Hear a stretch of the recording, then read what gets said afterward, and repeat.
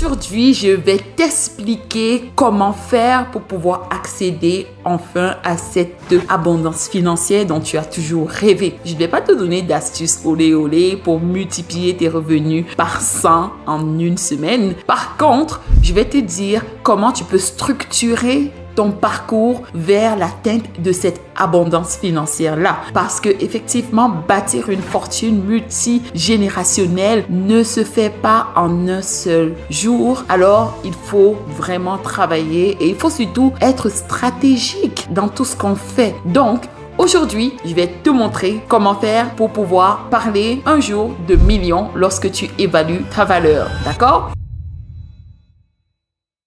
Donc, avant de commencer, je vais me présenter. Mon nom est Christelle, je suis consultante en finance, donc j'aide les personnes à pouvoir mieux gérer leurs finances, optimiser leurs finances, mieux gérer le budget. Et j'ai aussi mon chapeau de courtière hypothécaire. Donc, je travaille au quotidien à aider les personnes à trouver le meilleur produit de financement pour le projet immobilier, que ce soit résidentiel, commercial. Donc, que tu souhaites acheter ta maison, ton condo, ton immeuble à revenus, que tu souhaites construire ton parc immobilier, que tu souhaites acheter des locaux pour ton business, contacte-moi tout simplement. Tu as toutes mes coordonnées en barre d'informations. Donc, passons au vif du sujet. Alors, aujourd'hui, je suis vraiment contente de te partager cette découverte que j'ai faite un jour en réfléchissant dans mes méditations. Je me suis demandé, mais comment est-ce que font ces personnes-là pour pouvoir atteindre à un moment donné une fortune? Comment ils font pour se bâtir cette fortune-là? Mais pourquoi est-ce que souvent on va parler de multimillionnaires, on va parler de milliardaires? Et en fait, ça veut dire même quoi? Et aujourd'hui, comme je te l'ai dit au début de la vidéo, j'aimerais tout d'abord que tu remettes un peu en contexte ce que tu entends par richesse, d'accord? Parce que multimillionnaire en actifs, c'est vraiment différent de multimillionnaire en valeur nette et c'est encore plus différent de multimillionnaire en cash flow. Et bien sûr,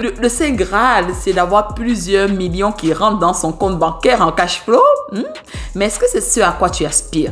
Donc, j'aimerais qu'on revienne un peu sur ce fameux concept, sur ce fameux mot qui est galvaudé de multimillionnaire. Alors, on va commencer par la première étape. Comme tu as pu le deviner, il y a 3 principales étapes ou je vais dire 3 niveaux de richesse. En tout cas, selon moi, lorsque j'entends parler de multimillionnaire. Et souvent, quand les gens vont dire je suis multimillionnaire, je vais me demander mais en actif, en valeur nette ou en cash flow? Parce que ça n'a pas du tout le même impact sur ta façon de vivre, d'accord? Commençons par le plus simple qui est pas mal accessible à tout le monde, qui est d'être millionnaire ou multimillionnaire en actif. Multimillionnaire en actif et en quelle devise d'ailleurs? Bon, on va rester sur le dollar, d'accord? On est au Canada, on va rester sur le dollar.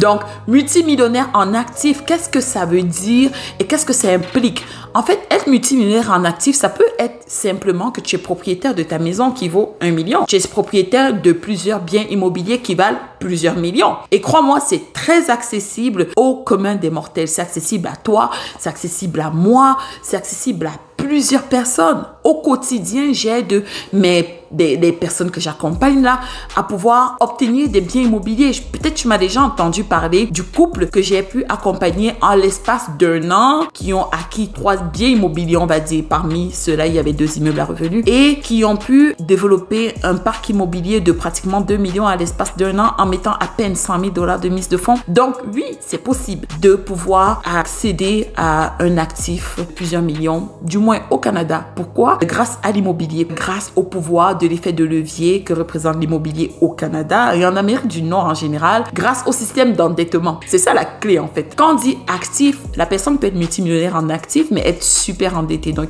il faut faire attention avant de convoiter les richesses que les personnes détiennent. Vous ne savez pas quels sont les passifs, quelles sont les dettes qui sont rattachées à ça. Moi, par exemple, j'ai un parc de plusieurs millions, mais vous ne savez pas du tout combien il y a de dettes rattachées à ça. Donc, attention, attention. Donc, voilà en ce qui concerne la première étape, c'est d'être millionnaire ou multimillionnaire en actif et c'est bien accessible à toi, à moi, à tout le monde. Il suffit de travailler stratégiquement pour aller se bâtir un parc immobilier et on peut le devenir également à travers plusieurs autres leviers d'enrichissement. D'accord? Il n'y a pas que l'immobilier, il y a d'autres leviers. Je parle d'immobilier ici parce que c'est mon domaine d'expertise. Donc, voilà pour la première étape. La deuxième étape, c'est d'être multimillionnaire en valeur nette. en valeur nette. Quand tu entends parfois des classements de multimillionnaires et tout ça, la plupart des classements, en tout cas ceux qui se respectent, c'est selon la valeur nette de la personne et non pas selon ses actifs. D'accord? C'est selon ce qu'elle possède dans son compte, tous ses actifs, toutes ses possessions, ce que ça représente, moins les passifs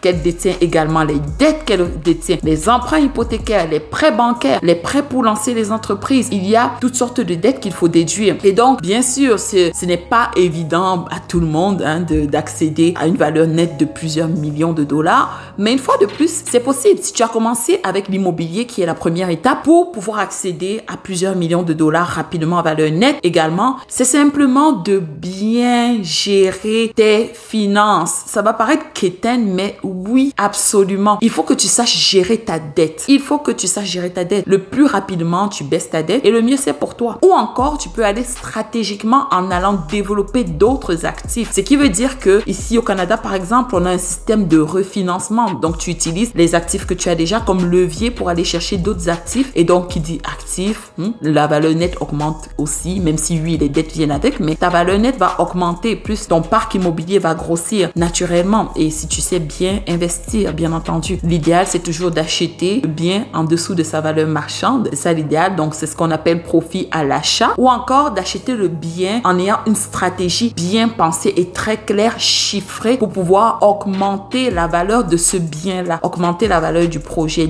créer de la valeur à travers l'investissement immobilier. Si tu sais faire ça, tu vas augmenter rapidement ta valeur nette. Donc, tu prends un bien, tu fais des rénovations, ou encore tu achètes un bien bien en dessous du marché et tu le revends bien au-dessus du marché. Autant de stratégies, toujours à travers l'investissement immobilier. Et il y a aussi, bien sûr, le fait de pouvoir investir peut-être à la bourse. Donc, pour pouvoir augmenter rapidement sa valeur nette, il faut aussi développer des sources de revenus complémentaires. Oui, tu peux garder ton boulot. D'ailleurs, il y a des gens qui sont multimillionnaires, mais qui sont salariés. Attention, multimillionnaires en valeur nette, je précise.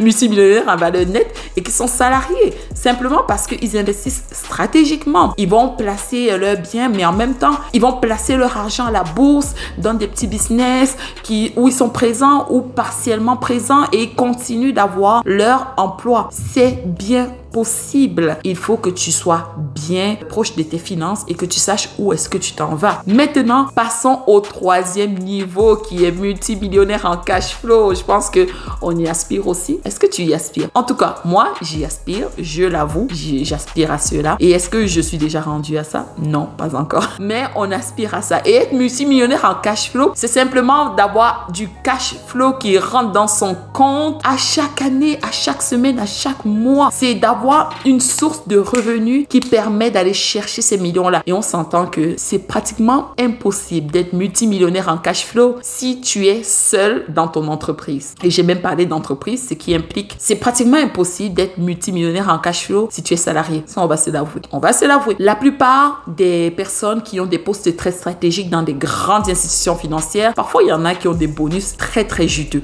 C'est vrai. Par contre, le commun des mortels aura du mal à avoir des millions qui rentrent dans son compte bancaire à chaque année simplement en travaillant pour quelqu'un d'autre. Non. Il faut que toi-même tu montes ton business, que tu développes ton business. Ça sera important de le faire. Il faut que tu développes un business rentable. Il faut que tu aies un système d'entreprise. Il faut que tu embauches des personnes qui vont travailler pour toi parce qu'à un moment donné, tes 24 heures seront limitées. Et si tu connais le quadrant du cash flow, tu sauras que rendu à un certain moment, il faut que tu passes de salarié à travailleur autonome à entrepreneur et why not à un moment donné investisseur. Donc, l'étape où ton agent travaille pour toi tout seul. Tu n'es pas obligé de le faire dans l'ordre dont je viens de parler. Par contre, pour que tu sois multimillionnaire en cash flow, le développement de business d'une entreprise sera une étape indispensable. Et par la suite, une fois que l'entreprise est lancée, une fois que tes systèmes sont mis en place, après 5 ans, peut-être après 10 ans, là, tu n'auras peut-être même plus à travailler. Tu auras juste à gérer un tout petit peu,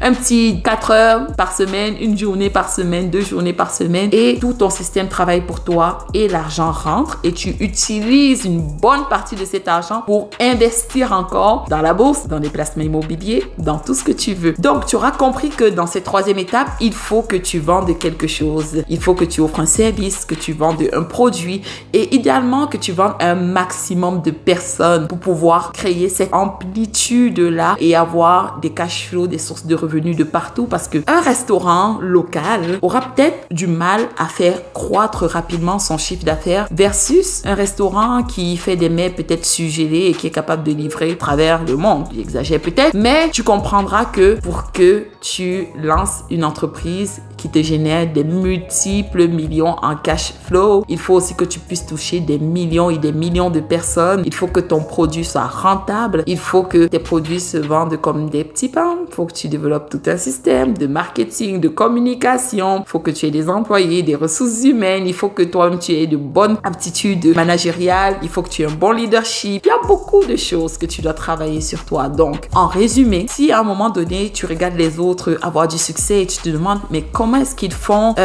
Sache que c'est étape par étape. Tout ne se fait pas en un seul coup. Les gens ne deviennent pas multimillionnaires du jour au lendemain, à part ceux qui bénéficient d'un héritage. La richesse se bâtit. Et une façon de bâtir sa richesse, c'est peut-être de commencer avec soit un petit business qui va grossir, ou encore de commencer en étant déjà multimillionnaire en actif, ensuite en valeur nette et après en cash flow. Ça dépend des opportunités qui se présenteront à toi. Une chose que les personnes pensent souvent, c'est que l'immobilier te permet de générer des cash flows, des millions et des millions de dollars en termes de cash flow. Ce n'est pas vrai. Ce n'est pas vrai. À moins que tu n'investisses à une grande échelle, que tu aies un parc de centaines, je dirais même de milliers d'appartements. Parce que ce que les gens ne disent pas souvent, c'est que en location à long terme, la rentabilité d'un bien immobilier peut te générer peut-être $100, $500 de cash flow. Mais c'est pas $500 fois 100 qui vont te rendre multimillionnaire là. Non, c'est $500 fois peut-être 10 000. Oui, là ça commence à te rendre multimillionnaire, tu vois. Donc voilà, commence une étape à la fois, définis ce par quoi tu veux commencer et vas-y, fonce, mets-y toute ton énergie et toute ta concentration. Donc voilà pour la vidéo d'aujourd'hui. Laisse-moi en commentaire quelle est l'étape à laquelle tu aspires en ce moment. Est-ce que c'est millionnaire en actifs, en valeur nette ou en cash flow? On se dit à très bientôt pour une nouvelle vidéo.